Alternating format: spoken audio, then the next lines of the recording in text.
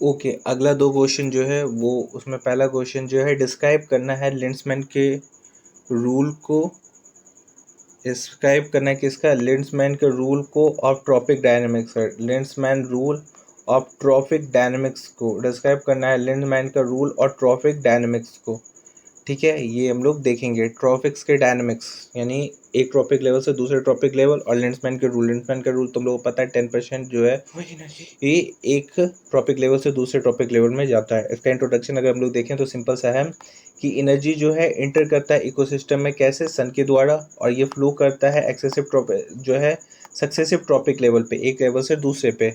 R L Lindeman जो है 1942 में इन्होंने प्रपोज किया था कि ओनली जो स्मॉल फ्रैक्शन ऑफ एनर्जी है, जो स्मॉल फ्रैक्शन ऑफ एनर्जी है वही ट्रांसफर होता है एक ट्रॉपिक लेवल से दूसरे ट्रॉपिक लेवल पे। इसी को हम लोग बोलते हैं लिंड्समैन का 10% लॉ। आर एन लिंडमैन जो है 1942 में उन्होंने प्रपोज किया था कि स्मॉल फ्रैक्शन ऑफ एनर्जी है वही ट्रांसफर होता है एक ट्रॉपिक लेवल से दूसरे ट्रॉपिक लेवल में। तो लिंडमैन 10% लॉ, लिंडमैन का 10% लॉ जो है ये क्या है, ऑन एवरेज 10% एनर्जी जो है वही अवेलेबल होता है एक ट्रॉपिक लेवल में और ट्रांसफर होता है नेक्स्ट ट्रॉपिक लेवल में। जो ऑन एन एवरेज ओनली 10% जो एनर्जी वही अवेलेबल होता है वो एक topic level transfer to next topic level. 90% जो है यूज हो जाता है रिस्पायरेशन में, मूवमेंट में, मेंटेनेंस में एंड लॉस हो जाता है एज हीट में। Okay, explain example of 10% law जो है वही हो गया फर्स्ट टॉपिक लेवल में 10,000 जूल हो गया, second topic level primary consumer इसमें 1,000 जूल हो गया, थर्ड जो है सेकेंडरी कंज्यूमर जो है टर्शियरी कंज्यूमर 10 जूल हो गया। ओके ओके, अगला जो है वो हो गया हमारा एनर्जी पिरामिड। एनर्जी पिरामिड में वही हो गया, एक एग्जांपल देख ली यहाँ पे, उसके बाद एक एनर्जी पिरामिड बना जिसमें टर्शियरी कंज्यूमर 10%, सेकेंडरी जो है इतना, जो इतना हो गया, प्रोड्यूसर जो है इतना हो गया। द एनर्जी पिरामिड जो है ये हमेशा अपराइट होता है, क्यों, क्योंकि यूजेबल एनर्जी जो है वो हमेशा डिक्रीज कर जाता है सक्सेसिव ट्रॉपिक लेवल पे, ये इसलिए हमेशा अपराइट होता है, क्योंकि जो जैसे ऊपर जाएंगे तो वो हमेशा डिक्रीज कर जाता है। जो एनर्जी पिरामिड ऑलवेज अपराइट है क्योंकि यूजेबल एनर्जी जो है वो डिक्रीज कर जाता है सक्सेसिव ट्रॉपिक लेवल पे। क्यों, वाई इज एनर्जी लॉस्ट, क्यों एनर्जी जो है वो लॉस्ट होता है। सबसे पहला जो है रिस्पायरेशन की वजह से, मूवमेंट की वजह से, मेंटेनेंस की वजह से, अनकंज्यूम बायोमास की वजह से और अनएसिमिलेटेड मटेरियल्स की वजह से। क्यों जो है एनर्जी लॉस्ट हो जाता है, तो पहला जो है वो है रिस्पायरेशन। एनर्जी जो है यूज होता है रिस्पायरेशन में, रिलीज हो जाता है एज हीट में। जो एनर्जी है यूज होता है किस में, रिस्पायरेशन, सांस लेने में, और वो जो है रिलीज हो जाता है एज हीट के रूप में। मूवमेंट जो है एनर्जी जो कंज्यूम हो जाता है किस में, लोकोमोशन एंड मूवमेंट में। मेंटेनेंस में यस एनर्जी रिक्वायर्ड होता है किसके लिए, ग्रोथ के लिए, रिपेयर के लिए एंड मेंटेनेंस के लिए। अनकंज्यूम बायोमास जो हो गया, जितने, not all part of organism जो है वो ईटन होता है, और एन एसिमिलेटेड मटेरियल हो गया, not all food is digested and absorb. तो ये जो है यहाँ पे एनर्जी लॉस्ट हो रहा है कि अनकंज्यूम बायोमास में कि सारे पार्ट जो है ऑर्गेनिज्म को वो नहीं खाया जाता। मान लीजिए अगर कोई ऐसा है जैसे जो प्राइमरी कंज्यूमर्स था और वो सेकेंडरी कंज्यूमर में गया, यानी जो हार्बीवोर से कार्निवोर्स में गया, तो कार्निवोर्स जो है, जो हार्बीवोर्स का है, डियर जो है, डियर के हर पार्ट को तो नहीं ना शेर खा, शेर अगर उसको मार के खा रहा है तो कम्प्लीटली सारे बॉडी पार्ट को तो नहीं ना खा रहा है, वो कुछ ही अमाउंट ऑफ बॉडी पार्ट को ही खा रहा है। तो वही बोला गया है कि अनकंज्यूम बायोमास हो गया, उसका अनएसिमिलेटेड मटेरियल, और जो जितना भी खाया है वो सब जो है नहीं डाइजेस्ट होता है। Not all food digest and absorb, जो सारा फूड जो है नहीं डाइजेस्ट होता है या एब्जॉर्ब होता है, कुछ कुछ जो है वो बस एक्सक्रीट के रूप में निकल जाता है। Okay, relation with law of thermodynamics. अब रिलेशन क्या है इसका लॉ ऑफ थर्मोडायनेमिक्स से, तो फर्स्ट लॉ जो है इसमें बताया गया कि एनर्जी ना ही क्रिएट होता है ना ही डिस्ट्रॉयड होता है। ठीक है, ये ओनली क्या होता है, ट्रांसफर होता है। और दूसरा क्या, सेकेंड लॉ, कि हर एक ट्रांसफॉर्मेशन के बाद जो ऐसा कुछ एनर्जी है वो डेसिपेट यानी लॉस कर जाता है एज हीट में, इसीलिए हम लोग इसको बोलते हैं यूजेबल एनर्जी जो है वो डिक्रीज कर गया इस ट्रॉपिक लेवल पे। इकोलॉजिकल सिग्निफिकेंस है, इकोलॉजिकल सिग्निफिकेंस यही है कि ये एक्सप्लेन करता है हम लोग को इकोलॉजिकल सिग्निफिकेंस क्या है, लिंड्समैन का जो है रूल्स, इकोलॉजिकल सिग्निफिकेंस क्या है लिंड्समैन के रूल का।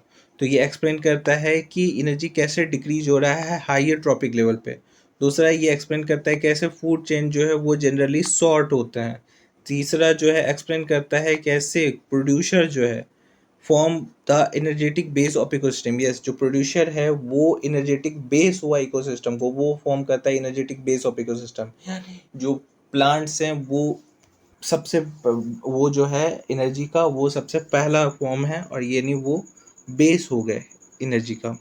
एक्सप्लेन करता है कैसे टॉप कार्निवोर्स जो है, टॉप के जो कार्निवोर्स हैं वो होते हैं कुछ ही नंबर्स होते हैं।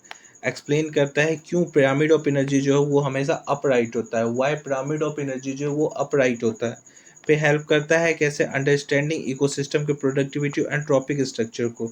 हेल्प करता है किसमें, अंडरस्टैंड करने के लिए इकोसिस्टम के प्रोडक्टिविटी को, कि इकोसिस्टम में जो प्रोडक्टिविटी है अंडरस्टैंड वो कैसे काम कर रहा है, और ट्रॉपिक स्ट्रक्चर को, और जो ट्रॉपिक स्ट्रक्चर को ये समझने में हेल्प करता है।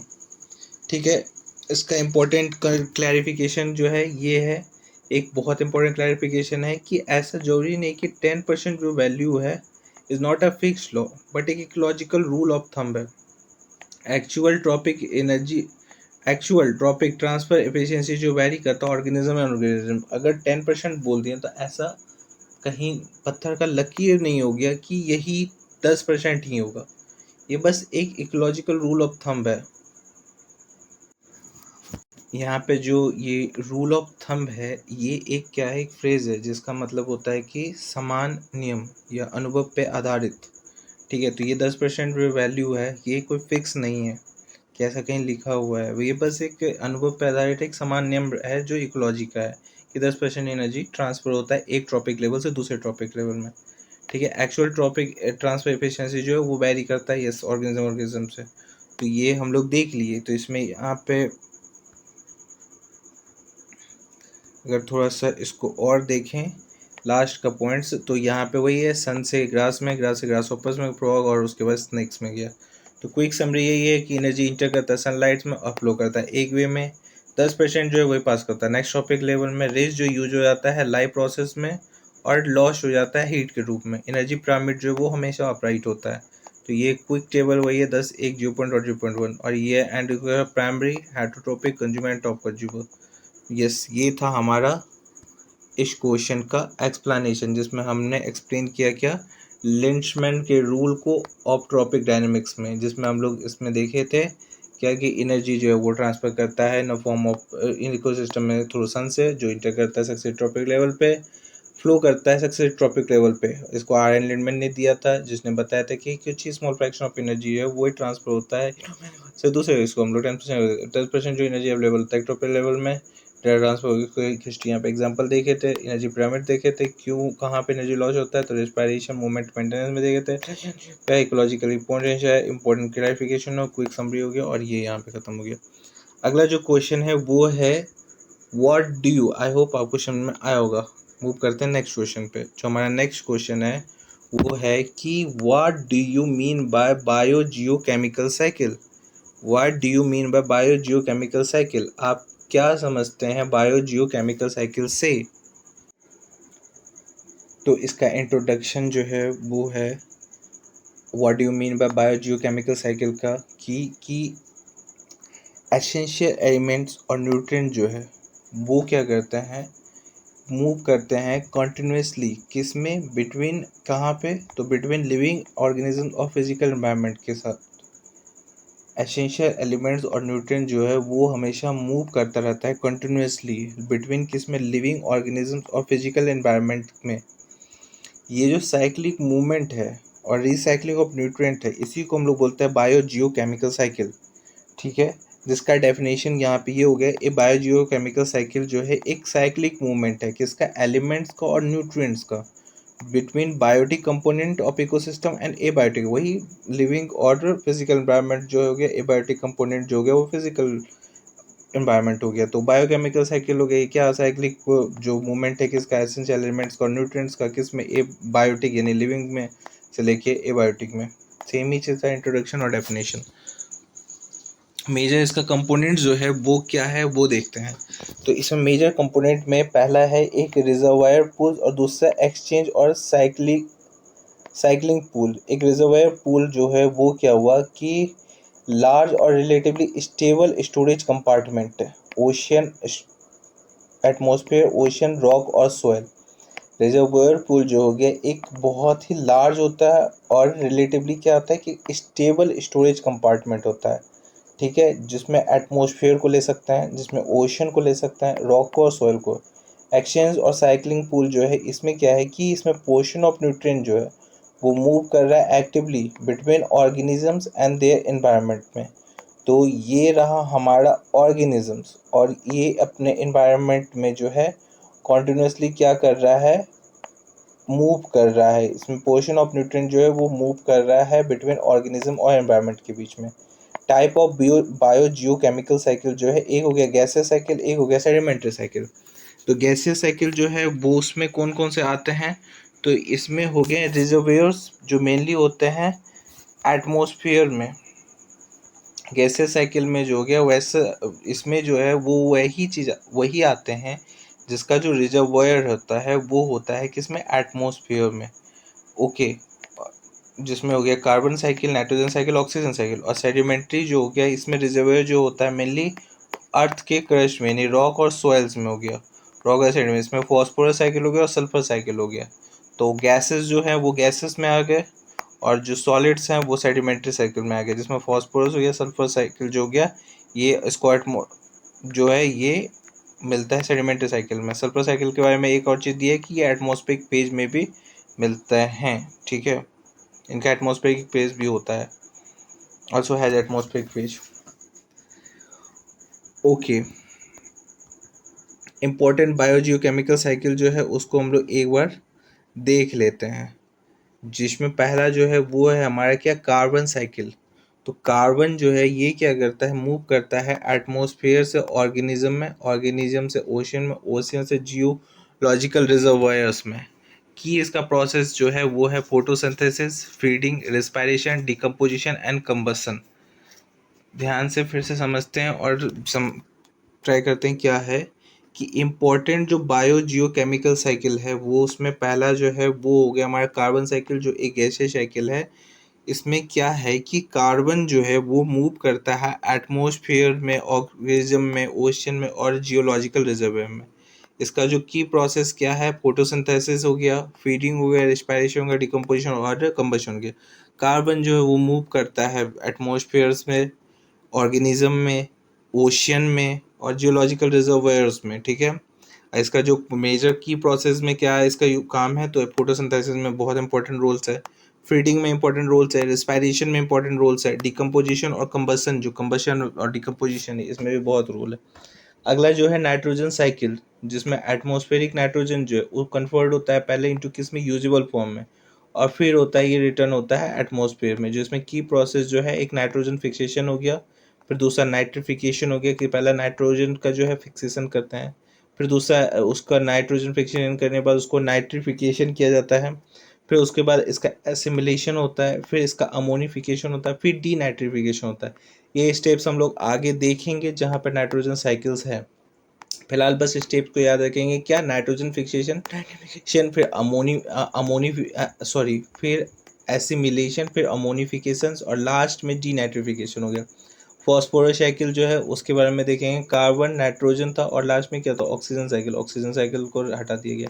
फॉस्फोरस, सल्फर और वाटर साइकिल देखते हैं। फॉस्फोरस साइकिल जो है इसमें मूव करता है किसके, फॉस्फोरस जो मूव कर रहा है रॉक में से, सोयल से, वाटर ऑर्गेनिजम्स। ये फॉस्फोरस जो मूव किया रॉक से सोयल में, फिर सोयल से ऑर्गेनिज्म में, वाटर सोयल से या वाटर में गया, वाटर से फिर किस में गया, ऑर्गेनिज्म में गया। तो ये इसमें मूव कर रहा है, ठीक है। इसका जो की प्रोसेस में है इसमें वेदरिंग होता है, पहले रॉक से टूटना है, फिर प्लांट का अपटेक हो गया, फिर फीडिंग हो गया, डिकम्पोजिशन और सेडिमेंटेशन है। इसमें कोई भी मेजर गैसेस फेज नहीं होता है। ओके, लास्ट में जो है सल्फर साइकिल जो है, सल्फर साइकिल जो है ये मूव करता है रॉक से, फिर सोयल में, सोयल से वाटर, एटमॉस्फेयर, ऑर्गेनिज्म। ये बेसिक दोनों का सेम ही था। इसमें जो है रॉक का वेदरिंग, ठीक है, डिकम्पोजिशन, ठीक है, वोल्केनिक एक्टिविटी, ठीक है, फिर ह्यूमन एक्टिविटीज इसमें फॉसिल फ्यूल कंबशन जो है ये एक एक्स्ट्रा है इसमें। और वाटर गैस साइकिल जिसको बोलते हैं गैसेस साइकिल, जो वाटर कंटिन्यूसली मूव करता है कहाँ से, एटमॉस्फेयर से लैंड एंड वाटर बॉडीज में। इस वाटर साइकिल में सिंपल सा है कि वाटर जो ये मूव करता है एटमॉस्फेयर से लैंड से, और लैंड से फिर वाटर बॉडी में। इसका प्रोसेस में जो हो गया, एवोपरेशन हो गया, कंडेंसेशन हो गया, प्रेसिपिटेशन हो गया, रन ऑफ हो गया, इनफिल्ट्रेशन हो गया और एबव एवापोर ट्रांसपीरेशन हो गया, एवापोर ट्रांसपीरेशन हो गया। तो इम्पोर्टेंट बायोजियोकेमिकल साइकिल हम लोग देख लिए, जिसमें जो है कार्बन था, नाइट्रोजन था, फॉस्फोरस था, सल्फर था, ठीक है। वाटर साइकिल था, एवोपरेशन कंडेंसेशन हो गया, इसमें लिख सकते हैं एवोपरेशन हो गया, कंडेंसेशन लिख सकते हैं, प्रेसिपिटेशन लिख सकते हैं, फिर रन ऑफ लिख सकते हैं, और इनफिल्ट्रेशन लिख सकते हैं कि नीचे जाता है, और उसके बाद एवापो ट्रांसपीरेशन भी लिख सकते हैं। जनरल पैटर्न जो है न्यूट्रिएंट साइकिल का वही हो गया कि एबायोटिक रिजर्वायर है, इसको एनिमल्स कंज्यूमर लिया, और एनिमल्स जो फिर मरने के बाद डिकम्पोजर से उसको खाया, और उसके बाद ये इनऑर्गेनिक न्यूट्रिएंट्स में सोयल को दिया, और यहाँ पे सोयल जो है फिर से डिकम्पोजर्स को भी वही डिकम्पोज करके फिर गया, यहाँ पे डेड ऑर्गेनिक मैटर को भी डिकम्पोज करके गया। तो इसको लिया कौन कौन, एबायोटिक रिजर्वायर्स को लिया, प्रोड्यूसर लिया, कंज्यूमर्स लिया, और लास्ट में ये इनऑर्गेनिक जो है वो उसमें वो चला जाता है। तो ऐसा कोई हार्ड नहीं था, जनरल जो है पैटर्न न्यूट्रन साइकिल का सीधा से कि एबायोटिक रिजर्वायर उसको प्रोड्यूसर भी लेता है, कंज्यूमर्स भी लेता है। इन दोनों को जो है मरने के बाद जो डिकम्पोजर्स यूज करता है, और डिकम्पोजर्स उसके बाद ब्रेक कर देता है इसको इनटू सिंपल इनऑर्गेनिक न्यूट्रिएंट्स में। ये डेड ऑर्गेनिक मैटर्स जो हो गया उसको भी डिकम्पोजर जो ब्रेक कर देता है ऑर्गेनिक मैटर में। की पॉइंट्स यही है कि एनर्जी जो है, अनलाइक एनर्जी, न्यूट्रिएंट जो है वो रिसाइकिल होता है अगेन एंड अगेन। एनर्जी जो है वो सिर्फ फ्लो करता है एक ही डायरेक्शन में, इसलिए डायरेक्शन है, इसलिए यहाँ पे बोला गया है कि याद रखने की 2 पॉइंट्स में है कि एनर्जी के अनलाइक एनर्जी जो है तुलना में न्यूट्रिएंट जो होता है वो रिसाइकिल होता है again and again. Okay, importance जो है बायोजियोकेमिकल साइकिल का, एक तो मेंटेन करता है, सप्लाई करता है एसेंशियल न्यूट्रिएंट को, मेंटेन भी करता है और सप्लाई भी करता है किसको, एसेंशियल न्यूट्रिएंट्स को। दूसरा recycle matters with in, recycle करता है मैटर को, एक तो मेंटेन भी करता है, सप्लाई भी करता है किसको, एसेंशियल न्यूट्रिएंट्स को, जो भी एसेंशियल न्यूट्रिएंट्स है उसको एक तो रिसाइकिल भी करता है और दूसरा मेंटेन भी करता है। अगला जो है recycle matters with in ecosystem, उसके बाद जो रिसाइकिल करता है मैटर को विद इन इकोसिस्टम, उसके बाद जो है मेंटेन करता है सोयल का फर्टिलिटी को एंड प्लांट का प्रोडक्टिविटी को, उसके बाद सपोर्ट करता है long term functioning of ecosystem, support करता है किसको, long term functioning of ecosystem, ecosystem का जो है लॉन्ग टर्म फंक्शनिंग है उसको भी ये मेंटेन करता है। ये प्रिवेंट करता है किसको, एक्यूमुलेशन एंड बायोलॉजिकल वेस्ट को, हेल्प करता है मेंटेन एटमॉस्फेरिक बैलेंस को, ह्यूमन एक्टिविटीज को can disturb this cycles. Example pollution, deforestation और एक्सेस फर्टिलाइजेशन हो गया। जो एनर्जी फ्लो है, एक बार देखिए energy flow versus nutrient cycle में जो है वो क्या है कि एनर्जी फ्लो और न्यूट्रिएंट साइकिल, एनर्जी फ्लो जो है वन वे फ्लो हो गया, स्टार्ट होता है सन से, एंड हो जाता है एज हीट में, रिसाइकिल नहीं होता है, डिक्रीज हो जाता है हायर ट्रॉपिक लेवल पे, ठीक है। एनर्जी फ्लो और न्यूट्रिएंट साइकिल के बीच में क्या क्या डिफरेंसेस है देख सकते हैं। तो एनर्जी फ्लो यही है कि एक वो फ्लो है से एंड हो जाता है एज हीट में, और उसके बाद रिसाइकिल नहीं होता और इसके डिक्रीज होता है। ये एक साइक्लिक मूवमेंट है, मूव करता है between biotic and abiotic parts में। रिसाइकिल होता है किसके द्वारा, डिकम्पोजर्स के द्वारा रिसाइकिल होता है, ठीक है। और उसके बाद कंटिन्यूसली रिपीटली होता है, और इसको कंटिन्यू करते हैं रिपीटेडली। ओके, तो मेजर साइकिल जो है कार्बन, नाइट्रोजन, फॉस्फोरस, सल्फर और वाटर साइकिल हो गया। फ्लो करता है न्यूट्रिएंट जो है वो साइकिल करता है, न्यूट्रिएंट्स जो है वो क्या करते हैं, साइकिल करते हैं। सो ये थे हमारे what do you mean by biogeochemical cycle. So biogeochemical cycle कुछ नहीं है जिसमें एसेंशियल एलिमेंट्स और न्यूट्रिएंट जो है वो कंटिन्यूसली मूव करता है एक लिविंग ऑर्गेनिज्म से दूसरे लिविंग, और ये जो साइक्लिक मूवमेंट है और ये साइक्लिक न्यूट्रिएंट्स है इसी को हम लोग बोलते हैं बायोजियोकेमिकल साइकिल। इसमें मेजर कंपोनेंट्स वही हो गया कि एक रिजर्वायर पूल है, दूसरा जो है एक्सचेंज और साइक्लिक पूल है, एक्सचेंज और साइक्लिक पूल है। तो इसमें जो वहाँ पे टाइप ऑफ बायोजियोकेमिकल साइकिल में गैसेस एक सेडिमेंट्री है, तो गैसेस में जो होता है इसमें एटमॉस्फेयर में रिजर्व होता है अर्थ के क्रस्ट में। तो अब इम्पोर्टेंट बायोजियोकेमिकल साइकिल्स है दोनों का देख लिए। उसके बाद जनरल जो है पैटर्न जो न्यूट्रिएंट साइकिल का वो यहाँ पे देख लिए। उसके बाद इंपॉर्टेंस देख लिए बायोलॉजिकल साइड का, उसके बाद जो एनर्जी फ्लो और न्यूट्रिएंट साइकिल देख लिए, और उसके बाद यहाँ पर लास्ट में क्विक ट्रिक्स जो है वो भी देख लिए। सो यहाँ पे कवर होता है हमारा क्वेश्चन नंबर 5 और 6। मिलते हैं अगले वीडियो में अगले 2 क्वेश्चन के साथ। तब तक के लिए थैंक यू। आई होप आपको समझ में आया हो।